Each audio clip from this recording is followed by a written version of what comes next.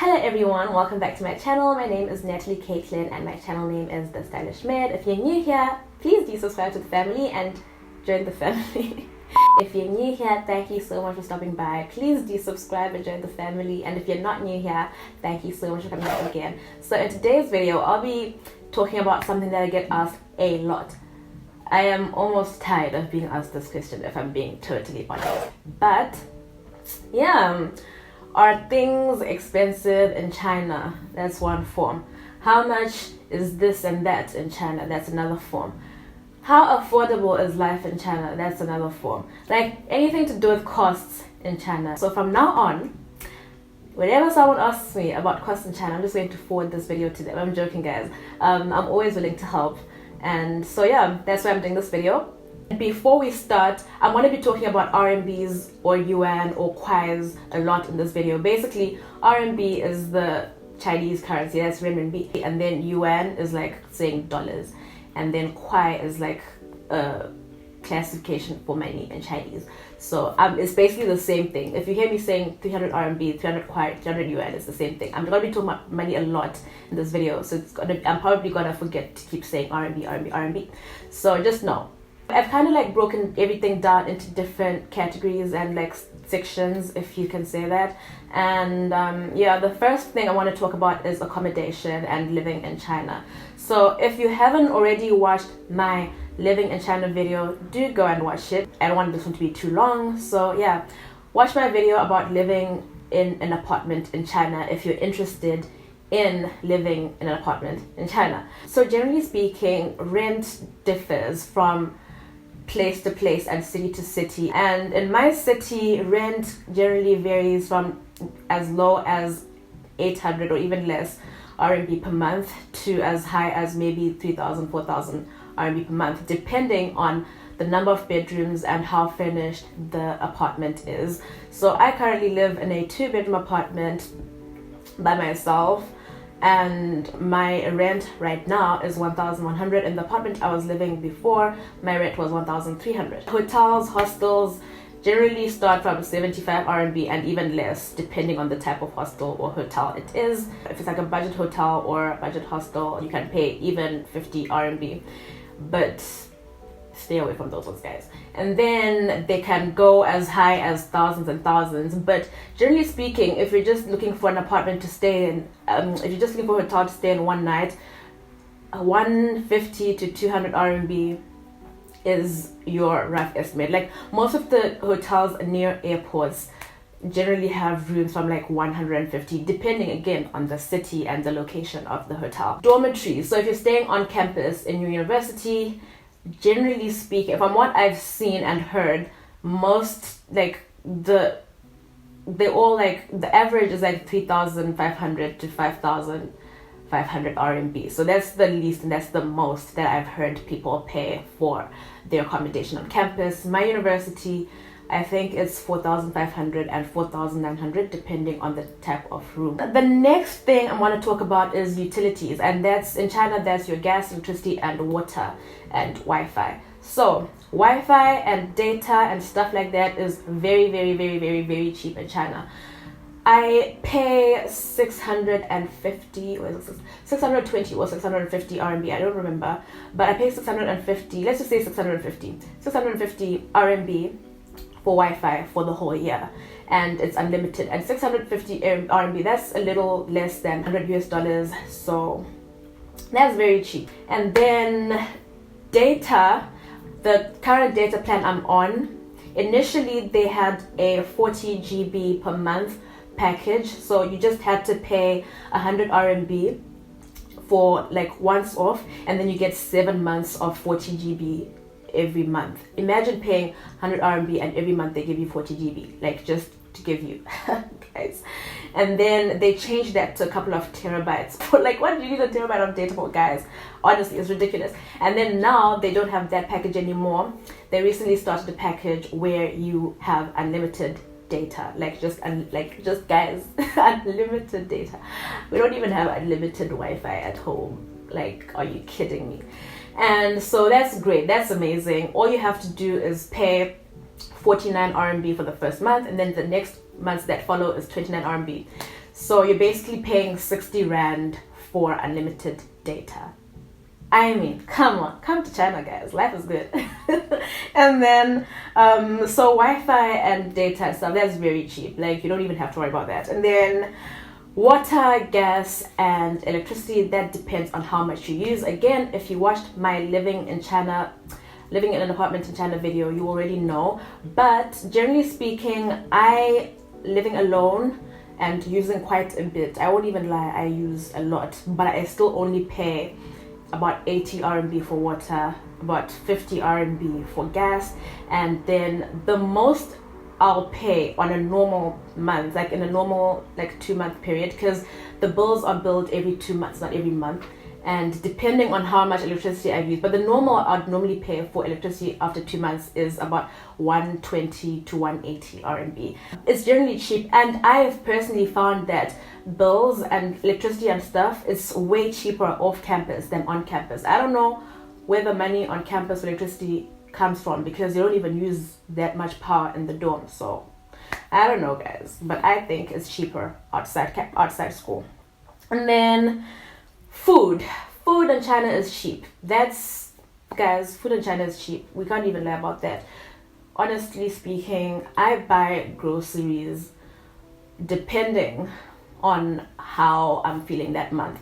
My groceries generally go from 400 RMB to 600 RMB. And when I say groceries, I mean all my food items, from milk, bread, eggs, potatoes, mealie meal, all those things, till washing powder, detergent, tissues, and all that stuff.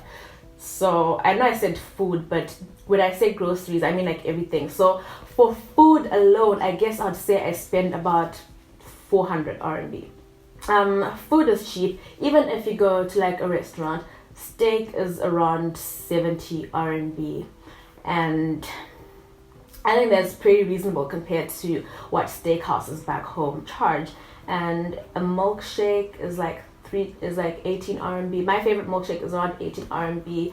A pizza at Papa John's is around 80 to 120 RMB, like a large pizza.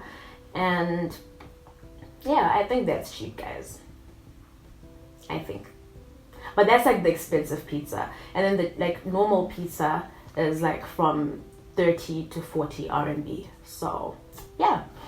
A cup of coffee at my favorite coffee shop is 30 RMB, and around campus a coffee is from 8 to 12 RMB. So yeah, I hope you guys are keeping up with these RMBs that I'm talking about, because I really can't sit and calculate everything in dollars, because the conversion rate might have changed by the time you're seeing this video. But I know that the price will remain fixed, because prices in China really, go up and down like that. And then clothes. This one, guys, not everything in China is cheap. Okay, I think this is one misconception about China. People think that the whole of China is just a market and people are just walking around buying clothes everywhere. It's not like that at all. So when it comes to clothes, guys, you pay for what you get. There are markets and stuff like in Guangzhou and Yiwu, wherever, but again, you pay for what you get. If you want something really cheap, the quality is going to be less, and if you want something good quality, you're going to have to pay more for it. And there are stores. I don't know why people think that there's no Zara, no Bershka, no Pull & Bear, no Stradivarius, no H&M, no Forever 21, and like the big shops in China. But anyway, let me educate you. There are shops, there are brands, there are big brands. There's Jimmy Choo, there's Chanel, there's Gucci, there's everything in China. Like, the shops are actually there. But they're expensive, right? I mean, obviously, I can't afford to walk into Gucci and buy myself a Gucci belt. But you can find it on Taobao or in a market for 50 RMB or even less. And so, yeah, I tend to stay away from buying brands unless it's from the shop itself, because the authenticity of that brand that you're buying. I mean, I see a lot of people walking around with Gucci belts and this shoes and this shoes. But I mean, I don't know. I personally would rather wear a normal, no brand belt than a 50 RMB Gucci belt. So yeah, and then You can get like Zara, H&M, Bershka, Pull & Bear. Those are really student-friendly shops. Like if you want really nice stuff but don't want to spend your school fees on it, you can check those out. Zara is probably on the more expensive side as well, as Stradivarius. But generally speaking, Forever 21, H&M, Bershka, they have sales a lot of the time, so you'll probably find really nice stuff. I won't lie, I found some really nice stuff online as well myself, but usually if I want to buy something that's going to last, I would rather buy it in a shop than online or in a Chinese market. So yeah, the shops are there, the brands are there, it's just that they're costly, and then the cheap stuff is there, the fake stuff is there. It just depends whether you want it or not. Yeah, I hope I answered this well. Gadgets. If you want an iPhone 10 for $100, you will find it. I'm just not sure if it's gonna work like an iPhone 10. Again, the same as clothes. When it comes to gadgets, you pay for what you want. If you want the phone for $100, you will get it. Just don't cry when it stops working after 2 days, or when it starts ringing like an Android when it's supposed to be an iPhone or something like that. And hair. This is one for the girls that want weaves and wigs and stuff like that. Hair in China is cheaper than outside China, because people that sell hair, they've brought it from here, and they're gonna add the fact that they've come here. They're gonna add the fact that they wanna, make profit. So they're gonna really increase the price. Whereas here we're getting the hair at the factory price, the wholesale price. So it's much cheaper. And yeah, it's a known fact that everyone's hair right now is, well, most people's hair right now is coming from China.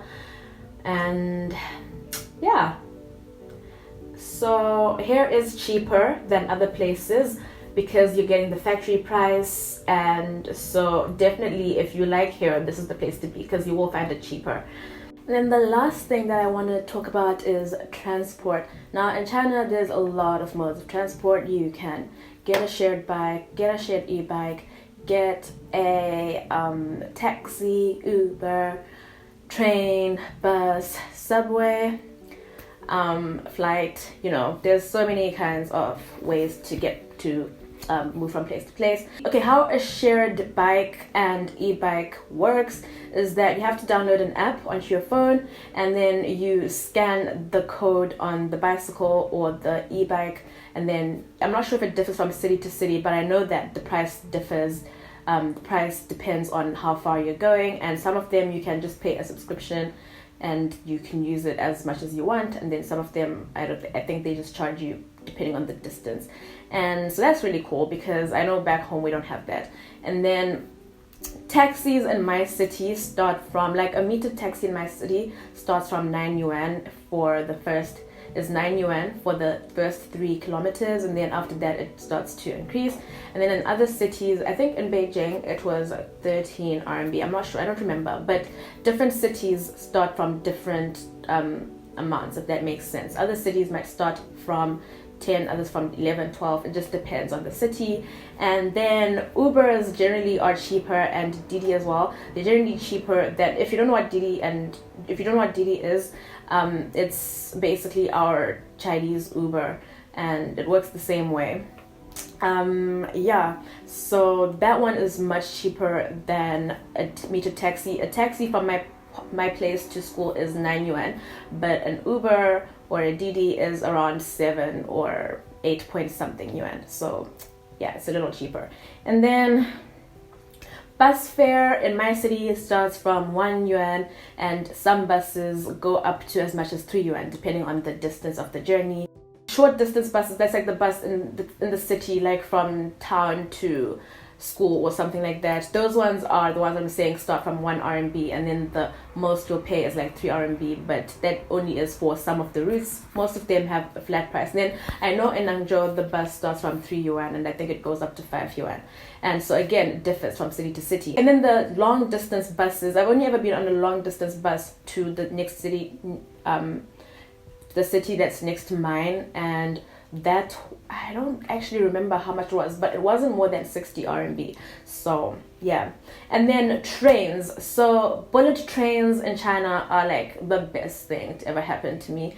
And there's also slow trains. So there's a slow train which they call a K train, and the slow trains are generally cheaper but take longer because they're slow trains. So the bullet trains, there's the G train and the D train, and the G train is the fastest. The D train is fast, but not as fast as the G train. I don't even know what the difference is, to be honest, but they're both really fast and they're both really amazing. So, and they usually have, and the price between them isn't that different either. And so, for example, the same city I was saying is less than 60 RMB on a bus is only 30 RMB on the bullet train. And I don't know how much it is on the slow train, but it's way cheaper.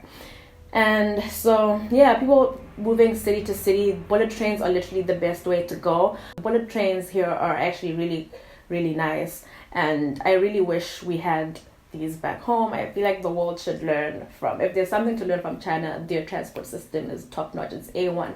And then the subway, I don't have a subway in my city, but in other cities, they range depending on how far you're going, from 2 RMB to 12 RMB and even more sometimes. So yeah. And then flights in China are generally like really cheap compared to the rest of the world, because in other cities traveling from one city to city is really expensive, but here it's not that expensive. It's expensive because we're in China and we feel like, whoa, that's crazy, because you can also take a train, but comparing it to outside China, it's actually really cheap. And flights get even cheaper if you're booking them like way in advance. So yeah, that's transport. Something that I really like about China is the transport system. Actually, it's so easy to move around in China, and that's one thing I'm really going to miss about China when I eventually leave. These are all the things that I usually get asked when it comes to costs and stuff in China. So I really hope this video helped. If you have a different opinion, leave it in the comment section and we will discuss. If there's something else you want to know about the costs, again, you can leave a comment in the comment section and I will get back to you, or you can add me on my social media at TheStylishMed and I will reply to you there. I hope you liked this video. I hope you found it informative. Leave a like, leave a comment, subscribe to my channel if you haven't already, and I will see you in my next video. Bye.